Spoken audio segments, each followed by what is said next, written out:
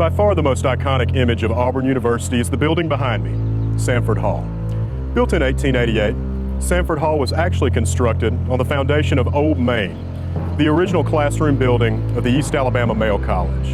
On this unassuming piece of land, hundreds of sick, wounded, and dying men, far from their wives and children, fathers and mothers, struggled to survive.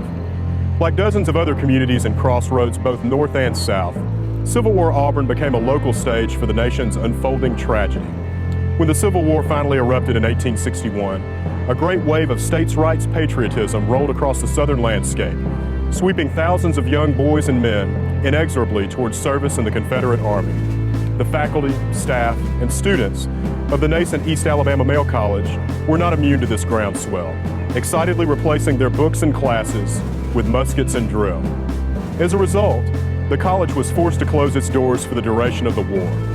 In the spring of 1864, outside of Atlanta, Georgia, Major General William Tecumseh Sherman's Union Army was bearing down on a vastly undersized Confederate army under the command of General Joseph E. Johnston. As casualties mounted, the medical corps were simply overwhelmed and forced to evacuate the wounded and dying to nearby towns. As was customary during the war, individual Confederate states often financed hospitals for their own regiments. In Auburn, the state of Texas financed the conversion of the long-dormant Old Main, Langdon Hall, and the school chapel into newly relocated hospitals for over 400 of its soldiers wounded in the defense of Atlanta.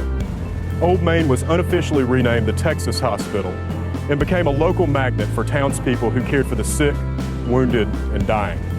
On July 18, 1864, Union General Rousseau and approximately 2,500 Union cavalry stormed into Auburn as part of Sherman's larger plan to wreak havoc on Confederate manufacturing and transportation centers. In an effort to defend the city, 16-year-old John Hodges Drake, a handful of local militia, and 30 or 40 convalescents from the Texas hospital offered token resistance. Afterwards, the Union cavalry burned down the local post office, tore up train tracks, and looted government stocks of clothing, food, and ammunition, sometimes joined by destitute local townspeople, before moving on to Opelika and eventually Atlanta.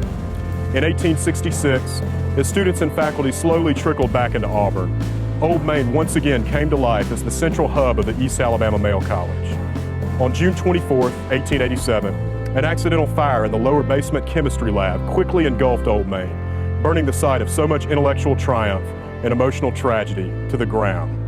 In its absence, students met in the chapel until Sanford Hall was completed in 1888.